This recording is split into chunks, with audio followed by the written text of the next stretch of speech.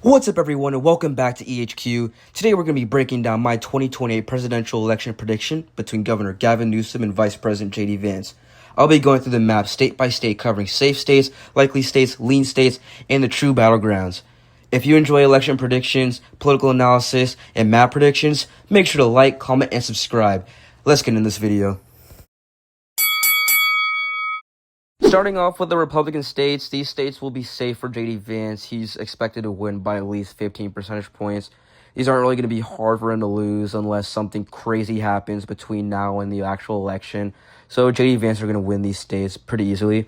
So starting off, Idaho, Montana, North Dakota, Wyoming, South Dakota, Utah, Nebraska at large, Kansas, Missouri, Oklahoma, Arkansas, Louisiana, Mississippi, Alabama, South Carolina, Tennessee, Kentucky, West Virginia, and Indiana. And a quick note on Indiana, yeah, Obama did flip it back in 2008, but let's be real, that was not expected and honestly a political anomaly.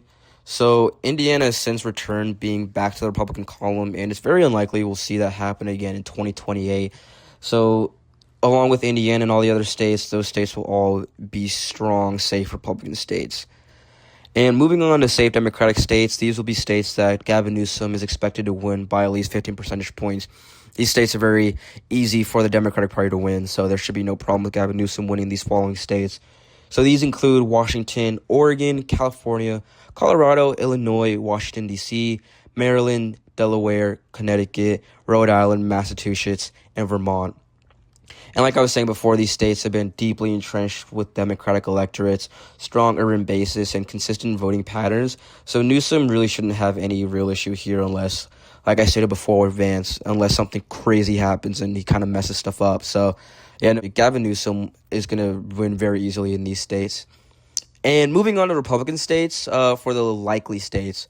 So Vance in these states will win pretty easily, within a 10 to 15 percentage point margin. So starting off with Iowa, J.D. Vance is likely to win Iowa by a likely margin. And actually, in 2024, the Ann Seltzer poll actually predicted that Kamala Harris would win Iowa by 3 percentage points, which obviously didn't happen.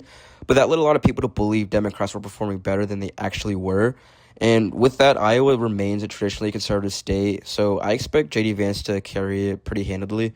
So moving on to Ohio, Ohio has actually swung right in every recent election and has been extremely difficult terrain for Democrats.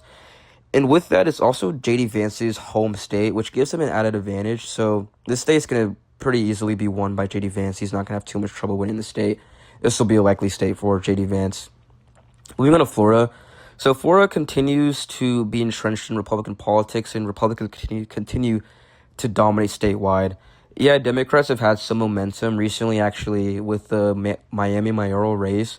Elaine Higgins, a Democrat, actually won for the first time in 30 years for a Democrat in that office. But overall, Florida remains a tough climb for Democrats. They just continue to not make much gains in that state. So I see J.D. Vance winning Florida by a likely margin. Moving on to Texas, Texas is also a very similar story, a very traditionally conservative state. Democrats showed some promise in 2020. They actually got really close to winning with Joe Biden in 2020, but in 2024, the state actually shifted back to the right. And redistricting efforts by Governor Abbott have also energized Democrats, but realistically, in 2028, it'll take a few more cycles for Texas to actually get to that blue side. So for now, it's going to go to J.D. Vance with a likely margin. And finally, for the likely states for J.D. Vance, Alaska.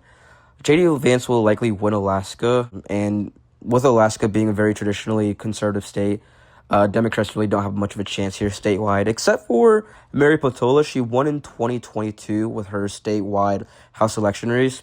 But statewide elections and federal presidential politics are very, very different. Alaska remains deeply conservative, so J.D. Vance is going to win that state pretty easily as well. Moving on to the likely Democratic states. For Gavin Newsom, like I said before, these will be a 10 to 15% percentage point win for Gavin Newsom. With New Mexico, it voted for Harris by a lead margin, but Democrats have really started to strengthen their position there. So I'm going to call that a likely state for Gavin Newsom. And moving on to Virginia, Virginia voted in 2024 for Kamala Harris, has been trending left. And actually in 2025, Governor-elect Abigail Spanberger won it by about 15 percentage points. So with higher turnout and stronger rural Republican support in federal elections, I still categorize Virginia to be likely Democratic. I think Gavin Newsom will win easily there as well. Going on to New Jersey.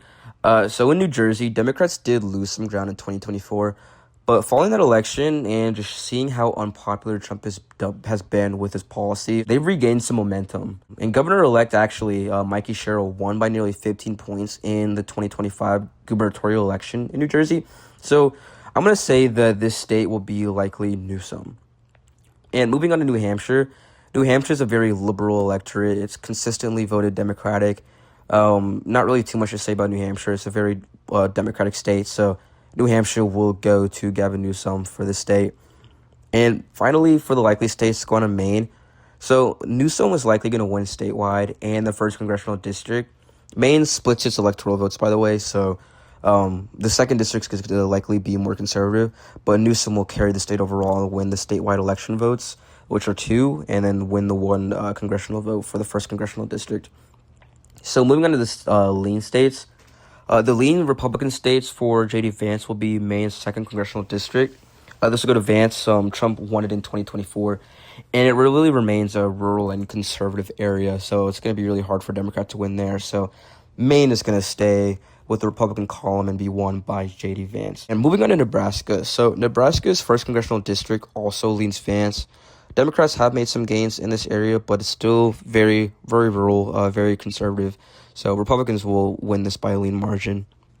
And moving on to the lean Democratic states, Minnesota is going to lean for Gavin Newsom. Democrats remain really popular here. Amy Klobuchar, the incumbent senator, is very popular here. And I believe just her support in that state as well is going to continue to push Democrats forward in that state. So Democrats will win in Minnesota. Gavin Newsom will win that state by a lean margin. And moving on to the tilt states. So these states are really the true battlegrounds, which will actually are kind of not the most important states, but the states that everybody's going to be looking at for who wins the election, because whoever wins these states are going to win the presidential election overall.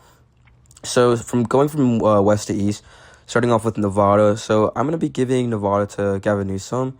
Trump won it in 2024 for the first time in multiple cycles, but Nevada still has a very strong liberal electorate and union presence in the state. So I believe that Newsom's going to flip it back, especially with such a huge Democratic momentum happening in 2028. Usually the incumbent president's pretty unpopular, so Newsom's going to be really successful in Nevada, and that'll be a tilt margin for Newsom. Moving on to Arizona. Arizona is very swingy. It has 2 Democratic senators, a Democratic governor, but it's also a border state and it has a really top issue focus on immigration. Trump won it narrowly in 2024. And J.D. Vance, I think he will lose some support just with the context of the incumbent president and how the electoral state of the world would be. But I do think J.D. Vance, nevertheless, will win the election in Arizona by a tilt margin. Moving on to Wisconsin. In Wisconsin in 2024, it was actually extremely close. Donald Trump and Kamala Harris were very close in percentage points for winning that state. But in 2025, actually, they've really seen some success, the Democrats in that state. Supreme Court candidates, Democratic-backed, won election statewide. And given those higher Democratic trends in just the national environment, I'm going to give Wisconsin a tilt margin for Gavin Newsom. And continuing the tilt margins, Michigan's also going to tilt for Newsom. Michigan still has a strong Democratic base with Detroit and the suburban outer lying areas around Detroit. Trump continues to remain unpopular in the city, which has a huge electorate there. So I'm going to say Newsom wins there. And for Pennsylvania, there's been a lot of suburban shifts, a lot of union voters, and a lot of Philadelphia turnout. And with the Rust Belt and dynamics that are happening in the state, Pennsylvania's been trending to the left, even though it voted for Donald Trump in 2024. I believe that with the national environment as well in 2028, a lot of fired up Democrats, Pennsylvania will actually be won by Gavin Newsom by a tilt margin. And going on to Georgia. So with Georgia has 2 Democrats that won statewide in 2025, actually. This is the first time in a long time that Democrats won statewide in Georgia. So it just shows how Georgia's been shifting left continuously. It's actually interesting to see in 2024 more Democrats in Georgia voted for Kamala Harris in 2024 than they did Joe Biden in 2020. So it's just showing that the state continues to move left and really kind of just like shows how up in the air it is. But along with all of that, I believe that Gavin Newsom will win that state by a tilt margin. Moving on to North Carolina. North Carolina has been notoriously difficult for Democrats to flip at the federal level. Republicans consistently win in federal elections, Senate, presidential, and things like that. However, statewide, Democrats have more success with the gubernatorial, attorney general, lieutenant governor, and races like that. They continue to win there. But like I said previously, Democrats just really struggle in federal elections. So with that, I'm going to say North Carolina is going to tilt Vance. I'm not sure as of now if Democrats are ready to win in that state. I could be wrong. This is very still early. It's only 2025. The election's going to be 3 years away. So as of now, I'm going to say North Carolina is going to tilt for Vance.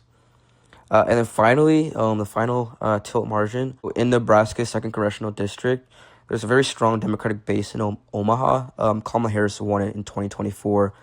And suburban trends across the country, but in Omaha specifically, continue to favor Democrats. Just realizing now that I actually forgot some states while going through my analysis.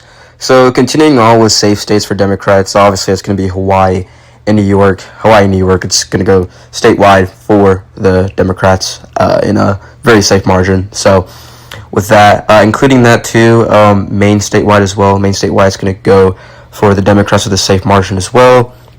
And then finally, for Nebraska, Nebraska's 3rd district is going to be a safe margin for the Republicans.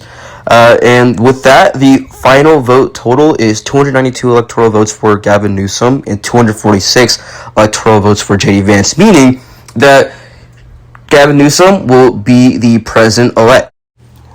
Thank you guys for watching the video. I'm going to continue making these election predictions videos. If you guys have any questions or comments, just leave them down in the comments below. Make sure if you haven't already to like, comment, subscribe to the video. I'm going to try to push out these videos every single day. Thank you for your support and have a good day.